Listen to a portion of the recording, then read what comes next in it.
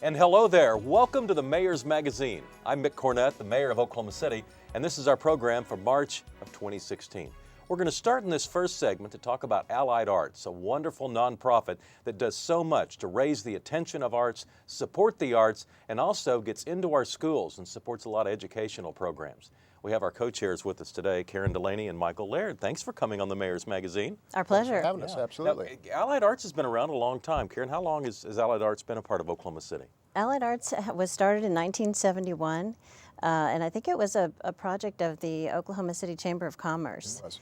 And it was designed to support all of the arts agencies in town and to rally the community around the arts. And Michael, people suspect that the symphony and the ballet probably share in the funding, but there's a lot more to it than just those traditional large musical groups. That's right. The original 7 have expanded now to 26 agencies, member agencies, and we also service other agencies as well, up to 40 total on an individual basis. It's grown quite substantially in the last decade. And the educational aspect to it is something that I think a lot of people aren't aware of. That's exactly right. Education in the arts is hugely important, both to the individuals who are impacted by them, but the community at large as well.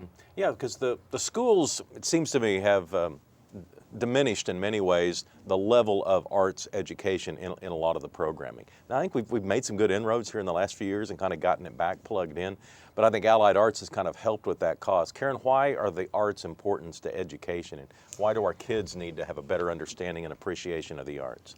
Well, it's extremely important. I experienced this firsthand. My daughter is actually a public school art teacher, and she divides her time between 2 different public elementary schools. And last year, I helped her do an all-access arts program, which is part of the Arts Council, one of our member agencies. And that enabled approximately 25 children after school to have access to the arts. And the importance of that was for them to develop confidence, but they also discover their own talents. And we had one young student called Dynasty, and Dynasty discovered that she was an amazing artist. And this year, my daughter is helping her apply to Classen School of the Arts. Wow, that is impressive. So kids who participate in the arts are 4 times more likely to participate in a math or science class. They're 3 times more likely to win a school attendance. In high school, the dropout rate for kids who participate in the arts is 4% as compared to 22% if they don't participate in the arts.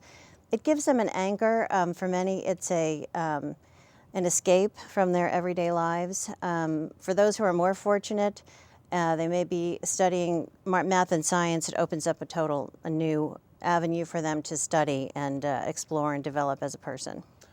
Mike, the Allied Arts set a record last year in fundraising, met their goal. They did. One would suspect that in this climate where oil and gas is priced low, that it might be a little more difficult this year. Are you sensing that, or what's the prospect? Yes, I think we are all sensing that, for the obvious reasons in the industry, oil and gas industry, but also the general impacts of that across the board in the economy. As vibrant as Oklahoma City is and will continue to be, there are still going to be serious challenges when people who have been on our donor base have to retrench, have to pull back. So this year will absolutely be the most challenging year we've faced, at least since 2009. Need to broaden the pool of people that Exactly.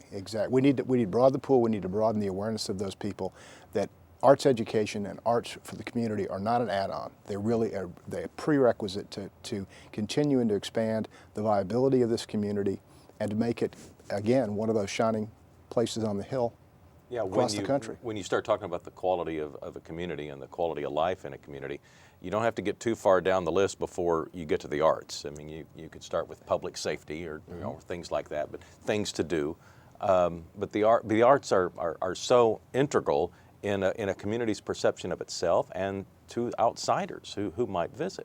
There's also economic development with arts. Which of you wants to expound on that? Well, I think we both could, actually, because we both have experience with that. But I'll speak just quickly, is there's no question that what it does, and the data is clear, and it's consistent all across the country, is the arts create jobs, they create synergies, they create environments that incubate people and values and importance and commerce, and all those things are incredibly important to a vibrant community like Oklahoma City. And corporate Oklahoma City kind of relies on the arts to be able to hire employees and to bring people from Exactly. outside the market to be a part of our community. Yeah, I mean, I moved here 14 years ago from the New York metropolitan area, and I was delighted to find that we had an art museum that was beautiful. The other thing that was really exciting for me to find out was that we have a film festival. And that film festival is now 15 years old. That brings people in from Los Angeles, really from all over the world, because Dead Center Film Festival gets over 1,000 submissions. It creates awareness of Oklahoma City. The people who have come here and visited are very pleased and surprised. They are amazed at what we have to offer here. So we have to have all kinds of cultural offerings in order to attract talent to Oklahoma City. If people want more information about how they can give, I assume there's a website that people can take in? There is. Yes, it's www.alliedertsokc.com. And can they donate from there? They can or get more donate there as well, and information? it's important. We want to let you know that $50 will get you an OK City card, it's called, and it gives you discounts to entertainment venues, restaurants, to over 400 members. And once you buy that for $50, you can take that card anywhere. You can get 2-for-1 tickets to Lyric Theater, to Oklahoma City Ballet, 2-for-1 tickets to the State Fair. So it's a really great bargain, and that's at www.okcitycard.com. And it's not just one time. You can use it for the entire year repetitively on all of those 400 different options. If you're a person that looks for value or is a coupon cutter, it's a great opportunity to save throughout the year. Yeah, and so it's outstanding from those perspectives. Well, thanks for both of you for what you're doing. Thank you for having Thank you us. for having us. Oh, absolutely, and good luck in the Allied Arts campaign. And I know you guys are going to do well, and I know Oklahoma City will respond. We'll keep you posted on that. And I urge everyone you. out there in the audience to check out the website information and be a part of the Allied Arts charitable giving campaign this spring. And those OK City cards are a very valuable commodity themselves. So check it out, won't you? Again, that website information is www.okcitycard.com. okcitycard.com. I'll have another segment in the Mayor's Magazine right after this. Convenient. Con-free-niet. It's the harmonious marriage of free and convenient. And it's the perfect word to describe the mobile app from Oklahoma City Utilities Customer Service Division. Download it free today and manage your OKC utility account on the go. You can check your bill on your smartphone or device and pay your bill on the run, anywhere, anytime. Free app, convenient access. It doesn't get more convenient than that. Download the OKC Utilities app today, the convenient way to manage your Oklahoma City utility account.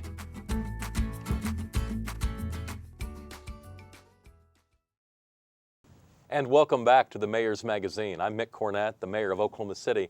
And in this segment, we're going to visit with David Todd, who is the Program Manager for MAPS 3. Welcome to the show. Thank you. Glad to be here. And we have a lot of projects under construction right now. So I'll just kind of prompt you to the project, and you just kind of give us the update. Okay. I know the Senior Wellness Center, we have one under construction and one should come out of the ground this year. Right. We have one that's out for bids right now. And as you said, we have one that's well under construction. The one that we'll receive bids on here real soon should start construction right after that in about April, and then we'll be done about April of next year. What are the locations for the two? The one we have under construction is at about 116th Northwest at Rockwell, and the one that we're receiving bids on is at Southwest 38th and Walker, right on the south edge of the Capitol Hill High School complex. And if people are asking about memberships, is there anything they can be doing right now? And there are some contact numbers specifically for the one Northwest, because they're a little further along right now with their organization. If they'll go to the MAPS website, that'll help prompt them to where they need to go. Great, and so membership information is available. And down on the river, the Whitewater facility is coming along. Right, the Whitewater facility is going well. I can't say enough about the efforts of Downey Construction down there. They've been working very hard. That is just going to be a fantastic project that we have at the river. We're now in the month of March, and we're planning on a ribbon cutting next month. Is that right? We are mid to late part of April. We intend on opening that facility. And then expect the United States Olympic team to be here. Yes, sir. In May, the Olympic team, as you said, will be here, and the Road to Rio will happen down there, and then it'll be open for everybody within the city to come down and raft and kayak. And it's going to be very, very popular, I have a suspicion. I don't see how it can't be. Out at the fairgrounds, we're building a large expo center that, again, will open up this summer. We're well under construction on that. Very large expo, almost 300,000 square feet just of the exhibit floor. Atlas Construction is out there working on that. As you said, it'll be open soon. Will it be open for the state fair, we suspect? It's going to be close. This far out, it's hard to tell on our schedules, but it's going to be close. Okay, that's the goal, though. Absolutely, it's All the right. goal. And we have sidewalks, seemingly construction all over the place. Sidewalks everywhere. We've completed phase 1 in 2 packages, one north, one south, and we've got phase 2 that's under construction, nearing completion. Phase 3, we just have to finish some right-of-way issues, and that'll be out. And phase 4 is in design right now. So we have a lot under construction, and we have a lot more to come. And the trail expansion, we have one trail open that's far west. Roughly take us through that trail and where it goes from where to where. West River Trail starts at 10th and Eagle Lane, which connects right there with the Overholser Trail, and then it just follows the river all the way down through the Crystal Lake area, and then goes across Council Road, MacArthur, and then joins with the existing trail at Meridian, at that Meridian landing area there. So you can take a bike and from literally the boathouse area downtown, right along the Oklahoma River, and then eventually cut north and get all the way to Overholser, which is connected with Hefner. And you can do all that without really getting on a city street. You cross a couple, but you don't have to ride on any city streets, and I think that's pretty fantastic. Yeah, that is amazing. And we have the second trail is, I guess, maybe past the design, but are we in the land acquisition for It that is. yet? We are in land acquisition, and we hope to have that completed in the next couple of months. By this summer, we'll be under construction, and that's the I-44 trail that will go from the Hefner area, where the existing trails are there at Meridian, and we'll kind of circumnavigate through all the neighborhoods through there, but essentially along the I-44 corridor, and cross at 16th, go through the State Fair properties, then down May Avenue and connect back with the river also. And we're planning a third trail, and that'll be southeast. That's correct. The third trail will be completely around Lake Draper, about a 10-mile track on that, and that one is just started design. And we have 3 large MAPS 3 projects that are going to be coming out of the ground here in the next couple of years. Let's start with the streetcar. The streetcar is well into design. In fact, we're looking at starting that construction on that this summer or this fall, somewhere in that time frame.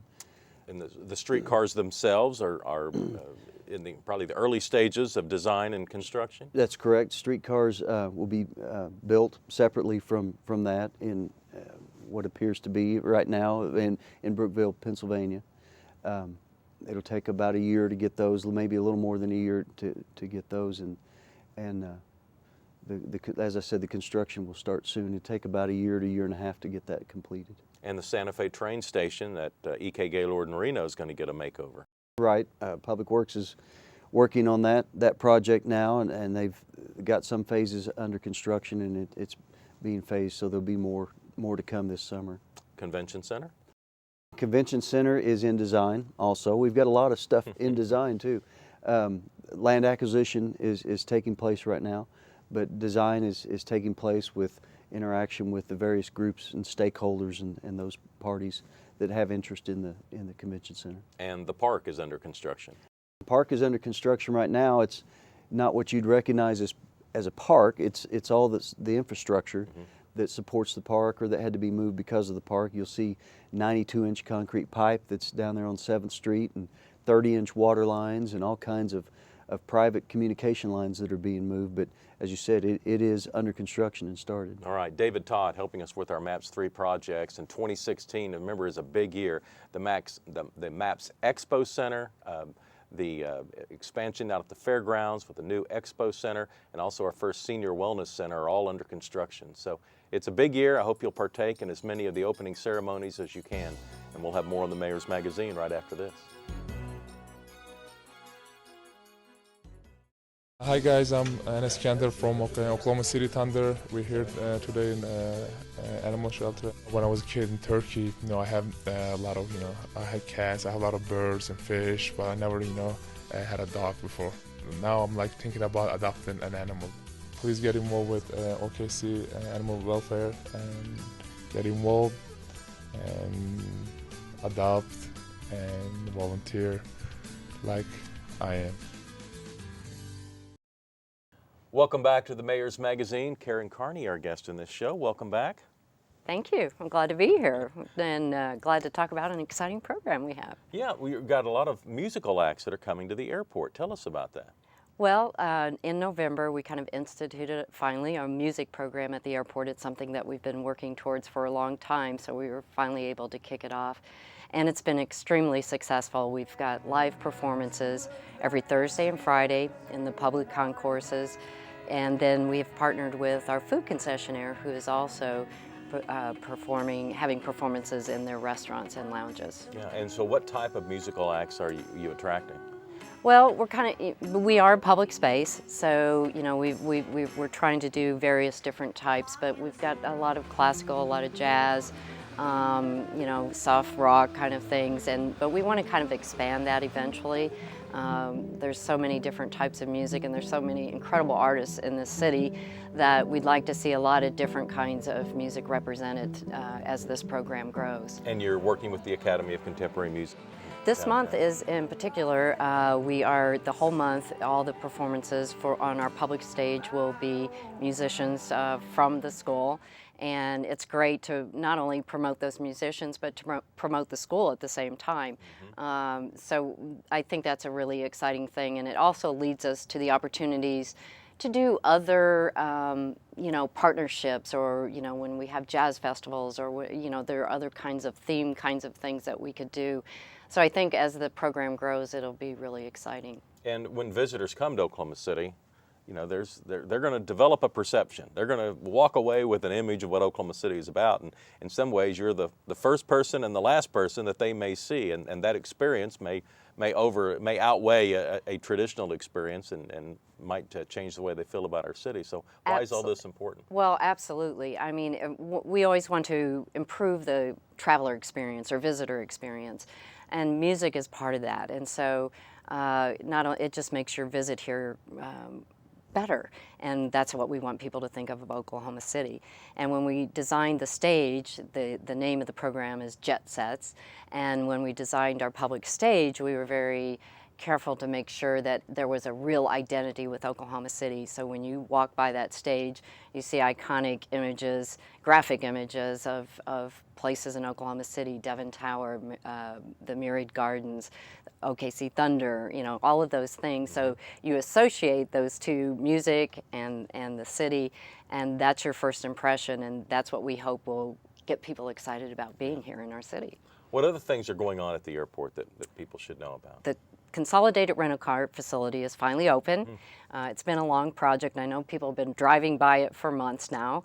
And we've relocated all of the rental cars that were in the terminal building to this new facility. And one of the reasons that we had to construct this facility is that the demand for rental cars was just growing phenomenally. We had a space for 450 cars. Our average daily demand is like 600 cars. So we needed to be able to accommodate all of those rental car renters. So it is a new facility. It's a beautiful facility. We've got a beautiful piece of public art that's actually integrated into the building when you walk through it. And I think it will take, some customers a little bit of getting used to, because they will have to take a bus to the facility now. It's only 3.5 minutes. But once they get there, I think the customer experience will be so much improved that it will be, they'll enjoy it and appreciate it. Yeah. Is business at the airport up in general? Well, we were down a little bit for 2015, and the year before, 2014, we had like a record year. We had more employments that we had ever had, and an employment is the measure of people getting on a plane. But we were down last year a little bit, and we recognize that this is a cyclical industry.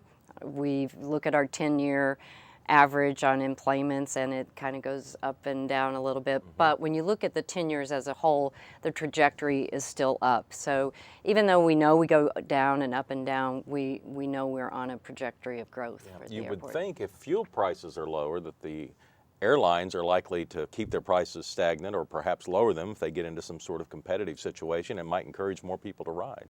Well, that's kind of what we're hoping as well. And we are starting to see a little bit of drop in airfares, and you know, that's kind of been one of the good news, bad news things, is our economy has been so strong here in Oklahoma City that we've been filling all of the planes. So I think now we're going to see fares maybe you know, come down a little bit. And then we have airlines like Allegiant Air, which is a low cost carrier, no frills, but it does reach out to some of those leisure travelers as far as being able to get a really inexpensive fare. Oh. Karen, thanks for everything you and your staff do at the airport. It's wonderful. Thank you. I appreciate it. We'll have more on the Mayor's Magazine after this.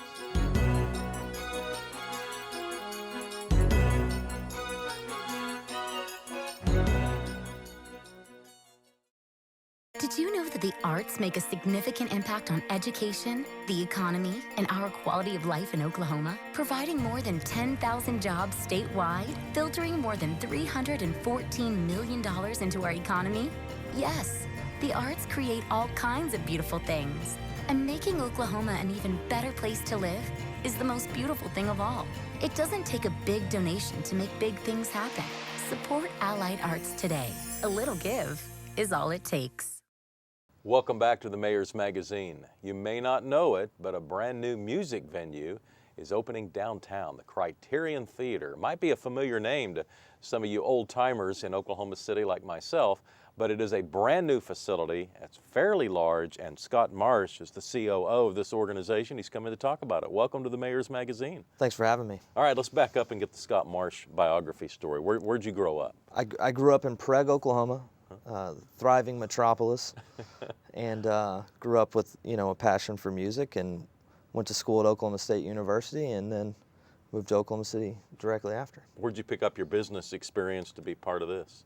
I actually started in the management business, so I had an artist that I started managing from Stillwater originally, and we had a lot of success and toured around the country, and that kind of became the start of what I thought would be a music career. And then from there I met the gentleman who own our parent company, Levelland Productions, and they talked me into working with them, and the rest is history. Yeah. Well, tell us about this project, the Criterion Theater.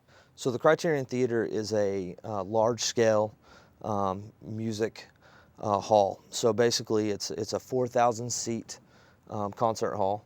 It'll be multi-level, and we'll do a multitude of different genres of artists, and also host, you know, private events and charity events and so on and so forth. And does it have one main performance venue inside, or does it have multiple?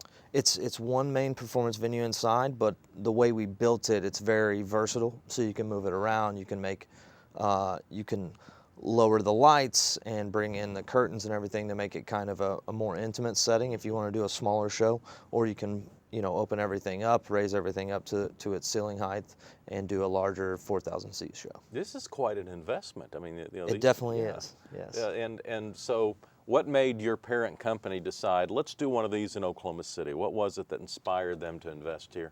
Well, we all live here, and we've all been fans of Oklahoma City and the Oklahoma City music scene, and we've all been heavily involved in that scene for quite some time. So the idea came of basically, you know, why does everybody skip over Oklahoma City? Why do these artists go from Kansas City to Dallas?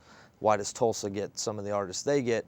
And it came down to basically we didn't have the venue in our head to attract these type of artists. So we set out to build a venue that would really attract the level of artists that we felt, you know, Oklahoma City deserved. And from that, we came up with the Criterion, and kind of wanted to pay homage to something, you know, from history, and kind of create our own history within that. And talk about locating the site. How did you pick where to build it? Well, so, you know, we all love downtown Oklahoma City. Obviously, we felt it was a very important location because it brought, you know, Norman into the mix, even Shawnee, Edmond, Guthrie. It kind of became a central location for everybody to pull in from outside of Oklahoma City, and then also was an easy destination with hotels, parking, restaurants, where we just really felt like we could increase what Bricktown and downtown Oklahoma City is, while also allowing ourselves to be in a location that just kind of worked for everyone. So is there a season for this type of concert, or is it something that's one time a week or 5 nights a week? How does all that work? More than likely it'll be 1 to 2 times a week, and it just kind of depends on the artist's touring schedule. But you can look for anywhere between 4 to even 8 shows a month, just depending on, you know, what time of year, when everybody's touring, things like that. So it'll be a year-round event. We're also going to do some other things. You know, we're looking at doing different kinds of musicals and other kind of, you know, theatrical things that we can bring in, and even sports and boxing and things like that to kind of utilize the venue year-round, and really make it a place that people just get used to going to all the time. Are the ticket prices standardized, or is each different artist a different pricing situation? Each different artist will be a different pricing situation, and also from that will be different seats will be offered at different price levels. Sometimes artists offer VIP experiences, meet and greets, things like that. So each show will kind of have its own different pricing. And how many people can be seated in the Criterion? Fully seated, it holds about 2,200 if you do a fully seated show. A mix of seated and standing is about 3,500, and then if you move everything out and you do a fully standing show, it's about 4,000. Wow. So exciting. And I guess the university, ACM, is that a vehicle for this organization? How does that that relationship and the fact that it's just a few blocks away, does that help you guys any at all? Absolutely. You know, we're big fans of ACM and what ACM's brought here, and helping create a musical identity for Oklahoma City. So we would love to be able to work with them as close as possible, and within that we've been able to develop certain relationships where we bring in internship programs into our company. We hire, obviously anybody with that experience has a leg up in the hiring process, and we work to hire people who've graduated from there and offer an actual, music development program within them. And you're not the only project right now under construction to bring a performance hall. Is competition good? Is that going to be good for the market in general? I think absolutely. You know, we're also doing the Tower Theater. So I didn't know it was the same group. Yes, okay. same group. So, well, tell us about the Tower then quickly. So the Tower Theater, is a smaller venue, but obviously has a ton of history. Everybody's driven by it for years and years and years. Northwest 23rd Street. Northwest 23rd. It's going to be about 1,000 to 1,200 people. Fully seated 747, and we look to do also a mixed use there where we want to really involve that venue in the community because it is so community based. We want to bring in theater. We're actually talking with several of the universities about doing their theater departments, bringing in the theater to downtown Oklahoma City as well, and also being able to do musical acts and then bring back the actual theater feel with the community. We want to start doing community-based movies where we show them for free, and just bring everybody in and kind of let people, on a great Sunday afternoon experience a great movie of different genres throughout, free, and kind of get to know each other and bring that community spirit down to 23rd Street. Have you all announced any opening acts or anybody that's coming? We haven't done anything for Tower yet. At the Criterion, we've already got several acts announced. With the Tower, we're still kind of in the construction phases and still going through all of the historical permitting and so on. When's the first Criterion performance? First Criterion performance is going to be March 26th with Ben Rector, who's an Oklahoma native. We felt it was important to kind of christen the venue with a fellow Oklahoman, so we brought him in. Tickets are on sale. They've been going great. I think it'll be our first show will be a first sellout, so I think it's going to be a really great evening. And what's the best way to get tickets? The best way to get tickets is to go to www.criterionokc.com, and you can just click on whatever artist you like, and the tickets will pop right up for you. All right. Scott Marsh, part of a wonderful organization that is changing the face of live music in Oklahoma City. Thanks very much for coming on. It's our pleasure. Thank you. And that's going to do it for this edition of the Mayor's Magazine. Thank you so much for joining us. We'll be back next month with the April show. We'll see you then.